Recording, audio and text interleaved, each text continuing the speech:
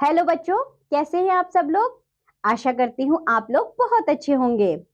हिंदी व्याकरण की कक्षा में आप सबका बहुत बहुत स्वागत है। तो बच्चों, आज का हमारा टॉपिक है मुहावरे। क्या पढ़ेंगे बच्चों आज हम व्याकरण में? मुहावरे। आइए। सुंदर खिले हुए फूल उस टापू की सुंदरता पर चार चांद लगा रहे थे। तो बच्चों, मैंने क्या बोला? सुंदर खिले हुए फूल उस टापू की सुंदरता पर चार चांद लगा रहे थे। यह वाक्य कहानी का ही एक अंश है। यहाँ रेखांकित वाक्यांश जैसे कि चार चांद लगाना एक मुहावरा है, जिसका अर्थ है सुंदरता को बढ़ाना। इस प्रकार शाब्दिक अर्थ के स्थान पर विशेष शब्दांश यानी मुहावरा का प्रयोग करने में भाषा में थोड़ी रोचकता आ गई है।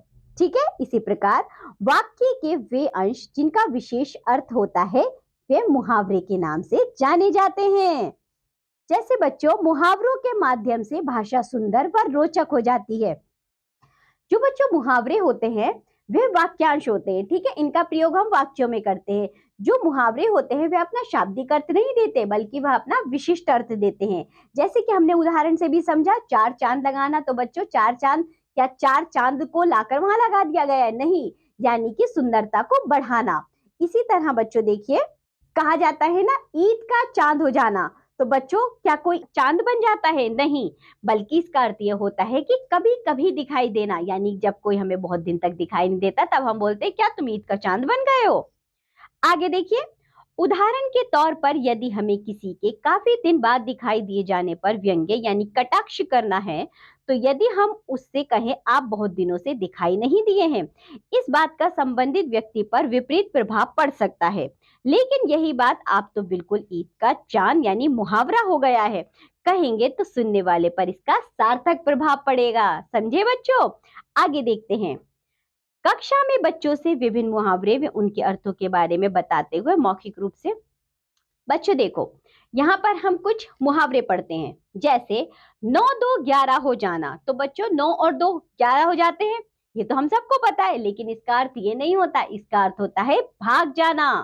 आप इसे इस तरह लिख सकते हैं, चोर चोरी करके 9 2 11 हो गया। ठीक ना बच्चों? यानी वह भाग गया। आंखों का तारा। तो बच्चों, क्या कोई आंख का तारा बन जाता है? नहीं, इसका मतलब होता है बहुत प्यारा। आप इस तरह लिख सकते हैं, मैं अपने मम्मी पापा की आंखों का तारा हूं। अंधे की लकड़ी। तो बच्चों, क्या अंधा जो होता है उसकी कोई लकड़ी होती है? नहीं, एकमात्र सहारे को कहते हैं।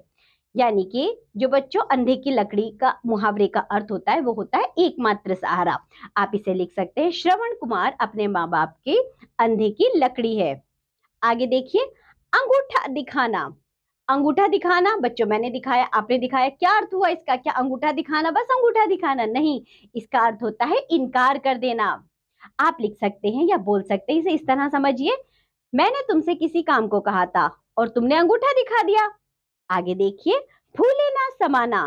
क्या कोई फूल जाता है बच्चों? नहीं, इसका अर्थ होता है बहुत प्रसन्न होना, यानी कि बहुत खुश होना। जैसे मैंने कहा, फूले न समाना, तो मतलब बहुत खुश होना, प्रसन्न होना। तो हम लिख सकते हैं, आज रवि का रिजल्ट आया है, उसने बहुत अच्छे अंक प्राप्त किए हैं, वह फूला नहीं समा रहा है। आगे देखो, अक्ल का अंधा। तो बच्चों, क्या किसी की अक्ल होती है, उसकी आंखें होती है जो वो अंधा हो जाता है? नहीं, इसका अर्थ होता है बच्चों मूर्ख, तुम तो बिल्कुल अक्ल के अंधे हो। आंख दिखाना। तो बच्चों, क्या आंखें दिखाते हैं सब एक दूसरे को? नहीं, इसका अर्थ होता है क्रोधित होना। जब बहुत गुस्सा आता है तो बच्चों कहा जाता है आंख दिखाना। ठीक है। इसी तरह बच्चों और भी बहुत सारे मुहावरे होते हैं जिनके विशिष्ट अर्थ होते हैं।